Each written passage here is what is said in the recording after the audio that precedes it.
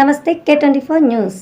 కుప్పం మండలం రాగిమానుమెట్టలో YCP co-option member Akbar అనుచరులతో కలిసి అంగన్వాడీ కార్యకర్త నజ్మా కుటుంబంపై దాడి చేసిన ఘటన కలకలం రేపుతుంది. నీటి సమస్యపై వాగ్వాదం ఘర్షణగా మారింది. గాయపడిన నజ్మాను కుప్పం ఏరియా ఆసుపత్రిలో చికిత్స పొందుతుంది. ఆసుపత్రి నుంచి కూడా బెదిరింపులు వస్తున్నాయని ఆమె ఆవేదన వ్యక్తం చేస్తున్నారు. నజ్మాను పరామర్శించిన ఆర్టీసీ వైస్ చైర్మన్ మునిరత్నం ఇతరులు దాడికి పాల్పడిన వారిపై కఠిన చర్యలు తీసుకోవాలని డిమాండ్ చేశారు.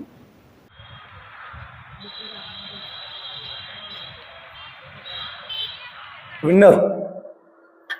ఒకసారి ఈ వైసీపీ పార్టీకి ఏ విధంగా అయిపోయిందంటే అధికారం కోల్పోయేసరికి వాళ్ళకి దిక్కు తెలియకుండా ఇష్టానుసారం కుప్పంలో ప్రవర్తిస్తూ ఉన్నారు. రాష్ట్రంలో వాళ్ళ నాయకుడు ఇష్టానుసారం ప్రవర్తిస్తూ ఉంటే కుప్పంలో ఉన్నటువంటి వాళ్ళ అనుచరులంతా కూడా ఇష్టానుసారం వ్యవహరిస్తూ ఉన్నారు.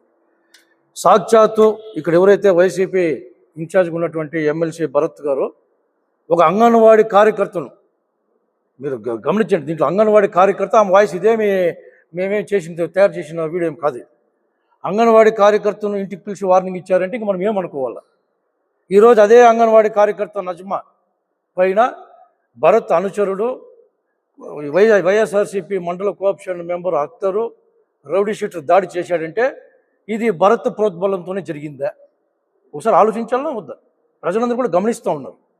నువ్వు ఎక్కడో కూర్చొని ఇక్కడ నీ అనుచరుల చేత నిన్నటి రోజు కూడా ఎక్కడ కుప్పం ప్రజలు చాలా మంచి వ్యక్తులు, చాలా మానవత్వం ఉన్న వ్యక్తులు, ఎప్పుడు జరగలేదు ఇలాంటి సంఘటనలు. ఈ మధ్య కాలంలో నిన్నటి రోజు కూడా అనేక చోట్ల లావాదేవీలు కూడా జరుగుతూ ఉంటుంది. వీళ్ళ వైసీపీ నాయకుల యొక్క ప్రోద్బలంతోనే కుప్పంలో వరుసగా జరుగుతున్న కార్యక్రమాలన్నీ కూడా.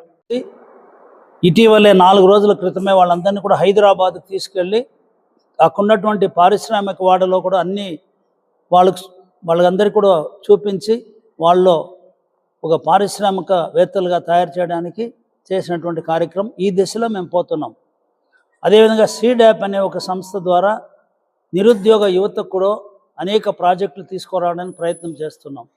ఇక్కడ ఎయిర్పోర్ట్లు కానీ పరిశ్రమలు కానీ కుప్పం మున్సిపాలిటీ సంబంధించి కానీ అనునిత్యం మేము అభివృద్ధి సంక్షేమం ప్రజల మధ్యలో ఉంటూ చేస్తున్నటువంటి పరిస్థితుల్లో వైసీపీ వాళ్ళు ఓర్వ లేకుండా అనేక సంఘటనలు వరుసగా ఇటీవల రాజధానిలో జరిగింది మనందరికీ తెలుసు. చాలా దారుణంగా రాజధాని రైతులు మహిళలు ఎవరైతే పోరాటం చేసి ఉచితంగా భూములు ఇచ్చారో ఆ ప్రాంతాన్ని ఒక వేశ్యల ప్రాంతంగా వాళ్ళు కామెంట్ చేయడం ఎంత దారుణమైన విషయం. అదేవిధంగా మొన్నటి రోజు ఒక మహిళను చెట్టుకు కట్టి కొట్టినప్పుడు ఆ రాజకీయాలకు సంబంధం లేని విషయంలో ఈ సాక్షి మీడియా కానీ వైసీపీ నాయకులు తెలుగుదేశం పార్టీ వాళ్ళు ఆ విధంగా ఆమె పైన దాడి చేశారని చెప్పి చాలా దారుణమైన అసత్యంగా ప్రచారం చేస్తున్నారు.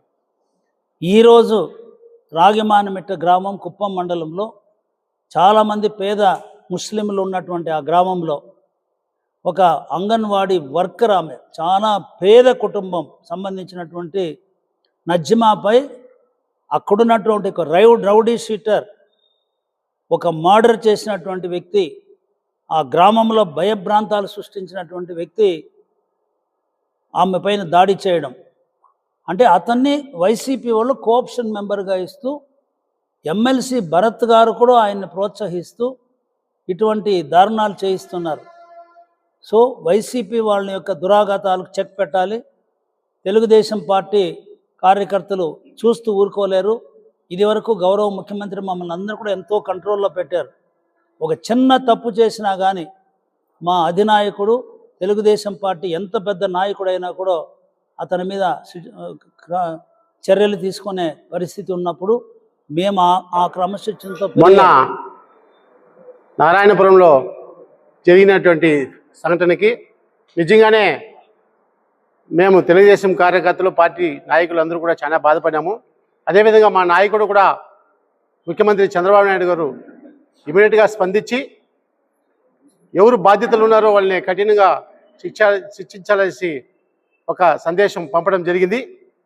దానికి ఇక్కడ ప్రతిపక్ష నాయకుడు భరత్ మాటలు చూస్తే పానకంలో పుడకలాగా లేచాడు. మొన్న పానకంలో పుడకలాగా లేచిన భరత్ ఈరోజు ఏ బాత్రూంలో దాక్కున్నామనేసి నిన్ను మీడియా ముఖంగా ప్రశ్నిస్తున్నా. అదేవిధంగా ఈరోజు రాగిమానిమిట్ట అంగన్వాడీ వర్కర్స్ అమ్మాయి మీద నీ కార్యకర్త వైఎస్ఆర్సీపీ కార్యకర్త దాడి చేస్తే నీ నోరు మెదపకుండా పోయేదానికి కారణమేమి అనేసి ఈ భరత్ని క్వశ్చన్ చేస్తున్నాను. భరత్ గారు, మొన్న నీవు 4వ తారీఖున రోడ్డు మీద వచ్చినామనే ధైర్యంతో ఈరోజు దౌర్జన్యం చేస్తున్నావు. ఆ రోజు మా నాయకులు కానీ ఒక్క నిమిషం కళ్ళు మూసింటే మీద అడుగు పెట్టకుండా చేసే కార్యక్రమం జరిగింటుందనేసి ఈ సభాముఖంగా నిన్ను నిలదీస్తున్నాను. అదేవిధంగా ఏం చెప్పావు, 36 మంది మీద కేసు పెట్టావు అని చెప్పావు కదా భరత్. 3000 మంది మీద పెట్టావు నియోజకవర్గంలో. తెలుగుదేశం కార్యకర్తలు, నాయకుల మీద, అమాయకుల మీద కూడా కేసు పెట్టావు 3000 మంది మీద. మేము ఆ రోజు తట్టుకున్నామే. ఈ రోజు 36 మంది మీద కేసు పెట్టి నువ్వు తట్టుకోలేని నాయకుడు, నీవంతా ఒక నాయకుడు అనేసి నిన్ను ఈ సభాముఖంగా నిలదీస్తున్నాను. అదేవిధంగా జాగ్రత్త, ఇన్ని రోజులు కథ వేరే. భరత్ గారు, మేము రూలింగ్ పార్టీలో ఏమి నోరు తీయకూడదని నిన్న కూడా మా పెద్దలు గౌరవంగా మాట్లాడు, తప్పుగా మాట్లాడదని చెప్తే నిన్న కూడా గౌరవంగా మాట్లాడినాను. అదేవిధంగా ఈరోజు చెప్తున్నా, నీకు ఇదే లాస్ట్ ఫైనల్ భరత్. నీకు రోడ్డు మీద కూడా అడుగు పెట్టకుండా చేసే పరిస్థితి నీకు వస్తుందనేసి ప్రభుత్వానికి మంచి పేరు వస్తుంది కాబట్టి కుప్పం నియోజకవర్గంలో ఉన్న కొంతమంది మోట నాయకులు అందరూ కూడా తెలియజేసి ఇక్కడ ఏదో అలజడి సృష్టించి లా అండ్ ఆర్డర్ ప్రాబ్లం ఉందని చెప్పి క్రియేట్ చేసి దాని ద్వారా రాష్ట్ర వ్యాప్తంగా వైసీపీ నాయకులు కుప్పం నియోజకవర్గంలో ఏదో జరుగుతూ ఉంది, చంద్రబాబు నాయుడు గారు మహిళలకు ఇంత అన్యాయం జరుగుతుంది కుప్పం నియోజకవర్గం అంటే రాష్ట్ర వ్యాప్తంగా లా అండ్ ఆర్డర్ లేదు అని చెప్పి ఒక క్రియేట్ చేయడానికి తప్పుడు సమాచారాన్ని ఎన్నుకుంటున్నారు. నారా చంద్రబాబు నాయుడు గారు కానీ, తెలుగుదేశం పార్టీ కానీ, నందమూరి తారక రామారావు గారు తెలుగుదేశం పెట్టి ప్రారంభించిందే మహిళల ఆత్మగౌరవాన్ని కాపాడడానికి. మీరు గతంలో చూస్తే మహిళల మీద ఈగవాలిన నారా చంద్రబాబు నాయుడు గారు ప్రతిసారి ముఖ్యమంత్రిగా ఉన్నప్పుడు అందరూ కూడా వాళ్ళు తోలు ఒలిచి మహిళలకి ఏమైనా అన్యాయం జరిగే విధంగా పోరాటం చేసింది ఎవరంటే అది నారా చంద్రబాబు నాయుడు గారు. గత 5 సంవత్సరాల్లో మీరు మహిళల మీద చేసిన అనేకమైన దాడులు మనం అందరూ కూడా చూసాం. 5 ఒక నరకంలాగా మహిళలు అనుభవించారు. కానీ ఈరోజు కుప్పంలో లా అండ్ ఆర్డర్ సృష్టించి ఇక్కడ ఏదో జరిగినట్టు మీ మీడియాలో, సాక్షి మీడియాలో రాష్ట్రం మొత్తం వేసుకుంటున్నారు. ఆ ఆటలు సాగవు. దయచేసి నేను క్లియర్గా చెప్తున్నా, నారా చంద్రబాబు నాయుడు సహనాన్ని, ఓపికని మీరు ఎంతగా పరిశీలించవద్దు. ఆయన పాత బస్తీ, హైదరాబాద్ లాంటి పెద్ద పెద్ద గూండాలని ఆయన ఎట్లా కట్టడి చేయాలో అట్లా కట్టడి చేశారు. రాబోయే రోజుల్లో కూడా కుప్పం నియోజకవర్గంలో వైసీపీ నాయకులు ఇదే మరిగా చేస్తే లేనివన్నీ సృష్టించి అలజడి మాత్రం సృష్టించి ప్రభుత్వానికి చెడ్డ పేరు తీసుకుని వచ్చే విధంగా మాత్రం మీరు చేస్తే తీవ్రమైన మీకు చర్యలు తప్పు. అది కూడా చెప్తున్నాను. ఈరోజు పోలీస్ డిపార్ట్మెంట్ కూడా ఎక్కడికక్కడ ఈరోజు డిఎస్పీ గారు ఇక్కడే ఉన్నారు, 2 సిఐలు ఉన్నారు. మొత్తం కూడా సమాచారాన్ని ఇమీడియట్గా ఉండి ప్రతి ఒక్క చిన్న కార్యక్రమాన్ని కూడా ఇబ్బంది కలగకుండా అన్ని రకాలుగా చేస్తున్నది పోలీస్ డిపార్ట్మెంట్ కూడా. ప్రభుత్వం స్ట్రాంగ్గా ఉంది. ఇక్కడ కంచర్ల శ్రీకాంత్ గారు ఎమ్మెల్సీ ఇక్కడే ఉన్నారు.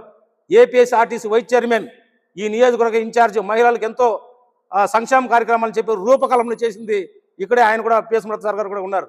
దానికి తోడు ఒక స్పెషల్ ఆఫీసర్, ఐఏఎస్ ఆఫీసర్ని, పీడీ గారిని ప్రాజెక్ట్ డైరెక్టర్గా పెట్టి ఇంత రకాలుగా అభివృద్ధి కార్యక్రమాలు చేస్తున్నటువంటి నారా చంద్రబాబు నాయుడు నియోజకవర్గంలో ఏదో జరిగిందని చెప్పి తప్పుడు వార్తలు రాష్ట్రమంతా రాసుకుంటామంటే మాత్రం వీడి చేతులు ముడుచుకుని ఎవరు కూర్చోలేదు. రాబోయే రోజులు ఇంకా మళ్ళీ ఇది రిపీట్ అయితే తీవ్రమైన మీకు చర్యలు ఉంటాయి. దయచేసి ఇప్పుడైనా మానుకోవాలని తెలియజేసుకుంటూ, ఎవరైతే ఈరోజు రాగిమానిమిట్లో కూడా ఒక ఆమెని తీవ్రంగా కొట్టి ఆమెని కూడా చాలా ఇబ్బందికరంగా చేశారు కాబట్టి మహిళలపైన దాడి ఇంకొకసారి చేస్తే మాత్రం దాన్ని తగిన చర్యలు తీసుకుంటామని తెలియజేసుకుంటూ ఇప్పటికైనా మీ యొక్క తప్పుడు సమాచారం మానుకోవాల్సిందిగా కోరుతున్నాం.